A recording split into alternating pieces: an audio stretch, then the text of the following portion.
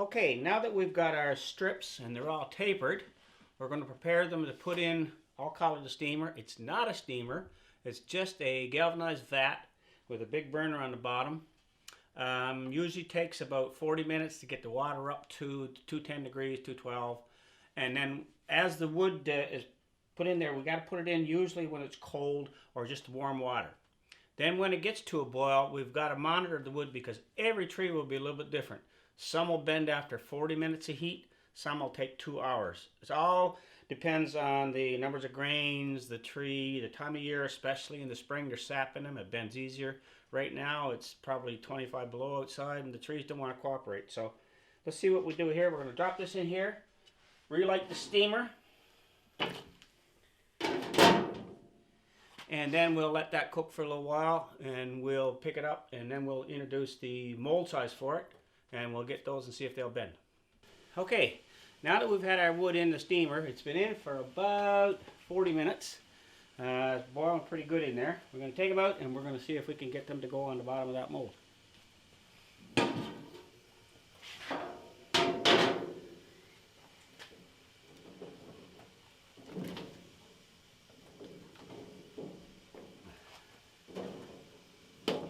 And we're looking for 244s.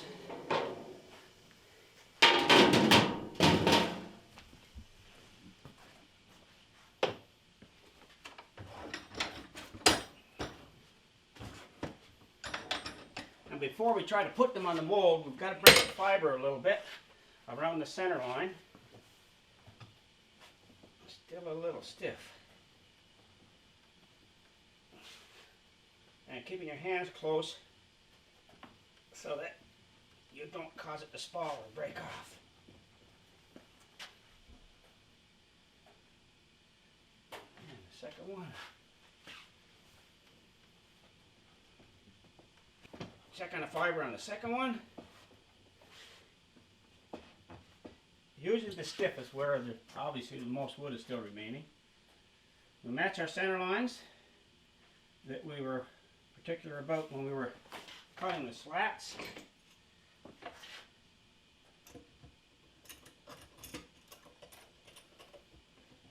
Now these are still fairly hot. What we're going to do is take one down at a time and keep a little bit of hand pressure at the point of the bend and just wrap it in. Temporary clamp.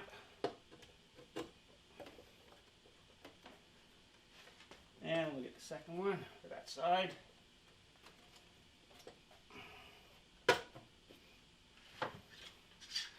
And we'll just get this bar clamp to hold it in position. Now in a lot of cases, most of the pressure in the wood is in this particular quadrant. And we don't want to force this side down because sometimes it'll cause that to wrinkle. So all we're going to do is we're going to secure a small clamp here with a wood block. Preferably have your wood blocks 2 inches, so that what they do is if you use a little small block, the small block, if it compresses against the wood, well, because it's so soft and hot, will dent it. So that's that side.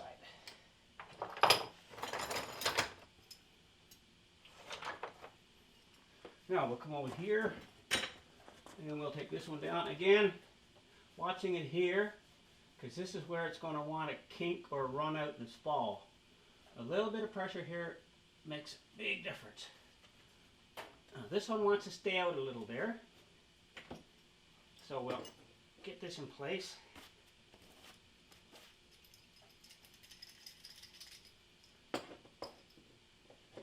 That's just going to keep that there till I can get the second one down. Same thing.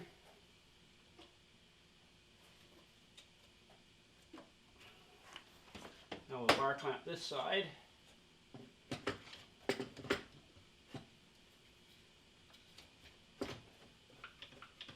Just enough pressure to keep it there. And if you notice, right up in here, you can see that this one is starting to spall a little bit. That's why it's so important to get that first clamp there. Now, in this particular one, it's staying up a lot higher. That's simply because it's just a different part of the tree and it doesn't want to bend. So in that particular case, I'm going to get a little more torque by using a bigger clamp to sort of force that one down and then take care of that spalling as the wood starts to cool off so it won't separate at the grain. Now for the rest of this, it seems to be going fairly good. Pop back over here. Again, on this side, one is a little offset from the other, so we're just going to stick a small clamp in there.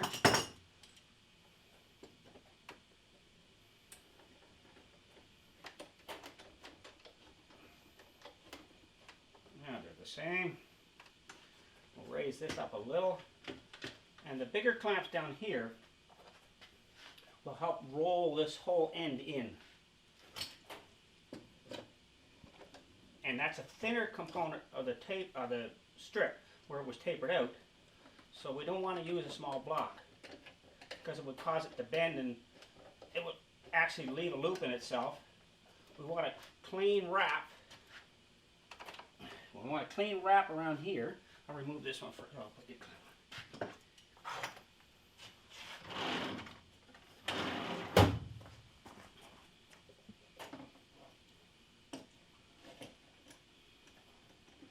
Now you can probably watch this one go in. But the longer block has a tendency to want to form them right around that bend, even though it is square.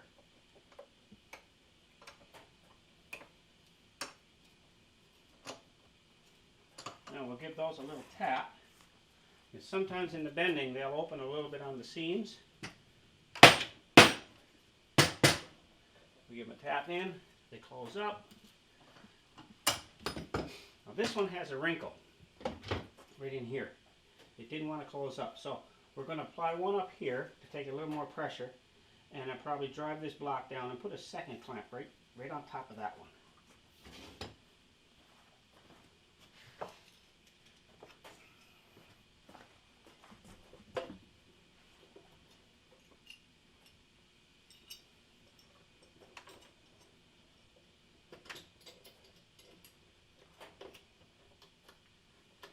Now let's force that in well, and we'll probably stick another one right here so we can relax that bottom and get that wrinkle out.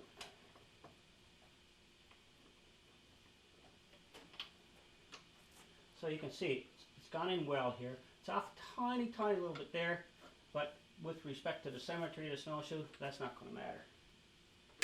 Now we need to get this one up a little higher. So maybe the next hole will let it stop that kinking process.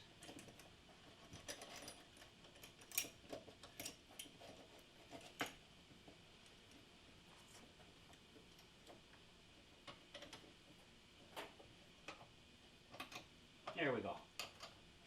Now it's closing up. We don't have a loop left there. And this one's ready for drawing. Now this has to set for probably 1 or 2 days, simply because of a convenience.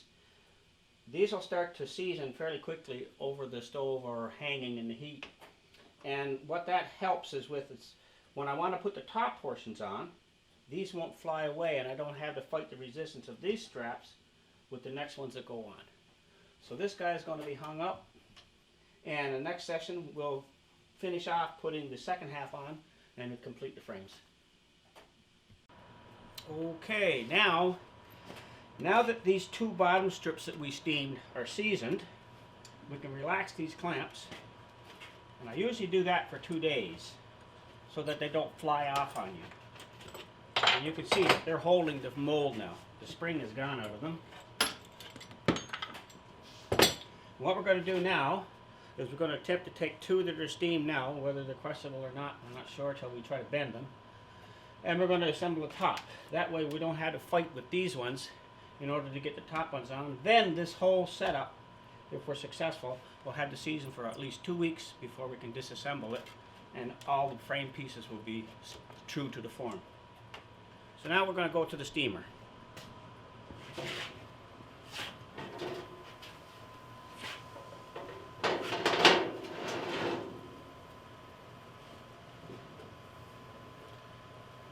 Now I'm going to take out 1 strip at a time and try to break the fiber in the strip to make sure it's hot enough and it's going to be successful. Basically, you have to break it by holding it against a flat surface, and this one is tough.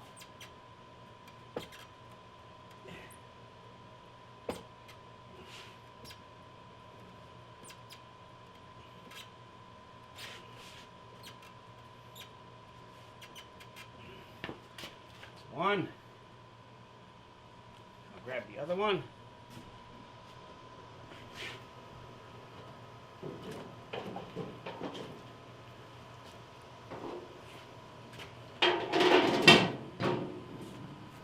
Now this wood has been boiling for an hour and a half.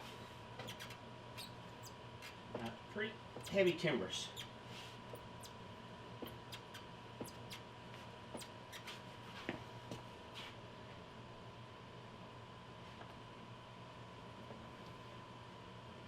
So the orientation marks that we put on these strips when we were making them, that will be our center.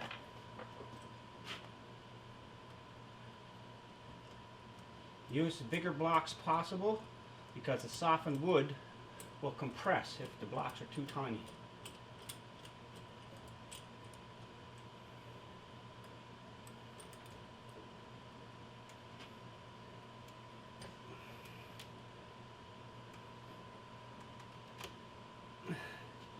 Now we'll try to bring one down at a time, and that one seems to work.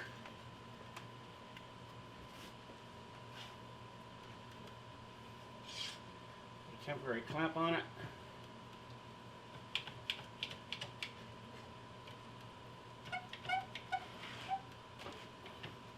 Now we'll try to get the other one down. That one's harder.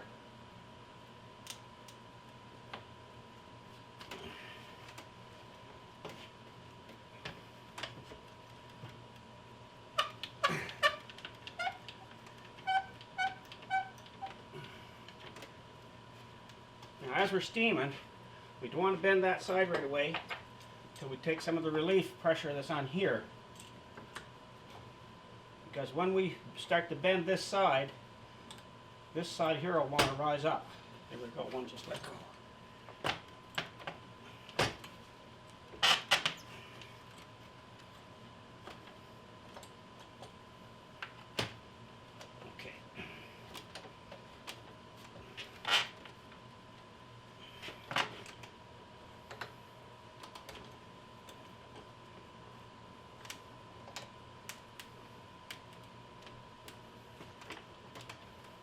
Now we'll come over and do this side. Same thing.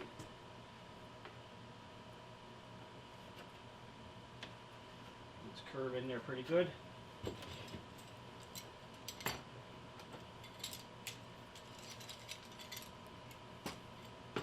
This is a lot easier with two sets of hands, obviously.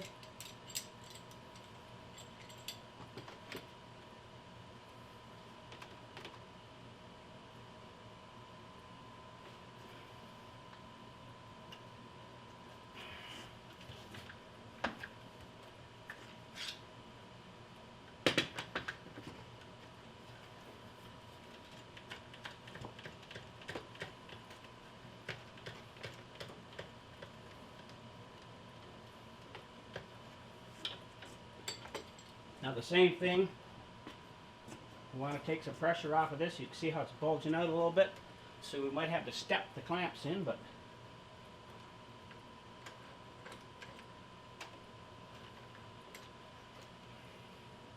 we'll leave them just loose enough so that we can move the alignment in or out with the general persuasion of the hammer. So that seems to be okay. What we're trying to do is get it compressed so we can close up all these seams as best as possible. So that one will take the strain so I don't have to fight with this bend anymore.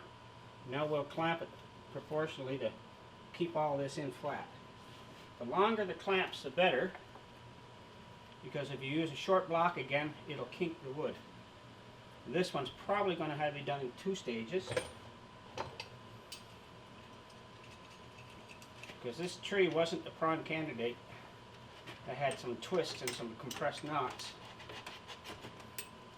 I'll see how this works. There we go. So that's closed up well. Now I'm going to take this away for a second. I'll do that side.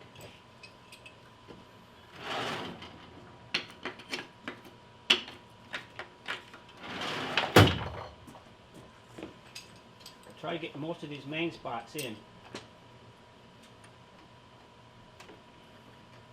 before we align the bottom and close up the seams between the two frame pieces. Okay.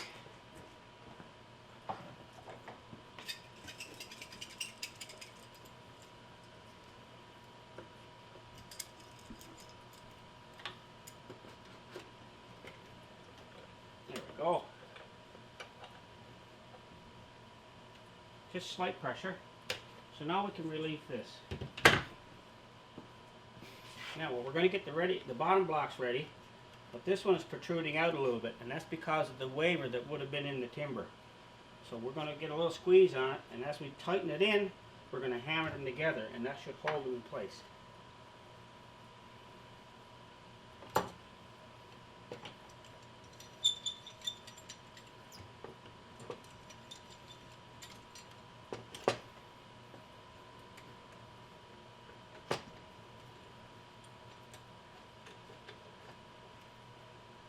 Now that's a slight pressure on there, and you can see this timber is not in alignment. All we're going to do is a little tap and a little pressure. So this side, for all intents and purposes, is together. A little tap up here, do the same thing going the other way. This side is tight. So this clamp that was holding the first set of frames on, the bottom portion, can now be removed. And we'll do the same thing on this side. Get the bottom one in.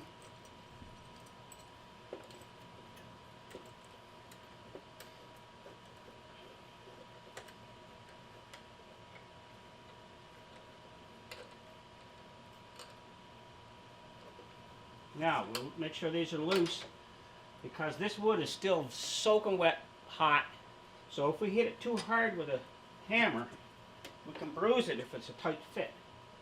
In a lot of cases, we can just use a block of wood to take up more area.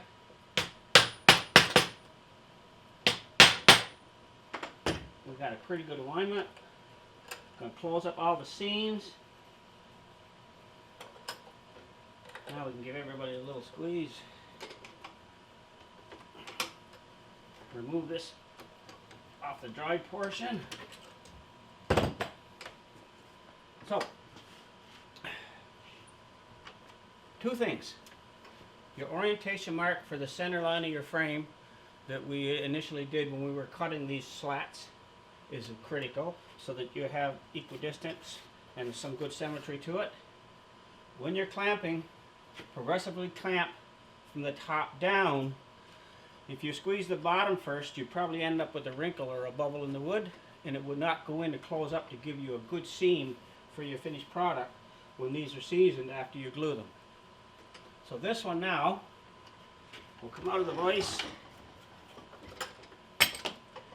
and we've got to hang this for 2 weeks in the heat.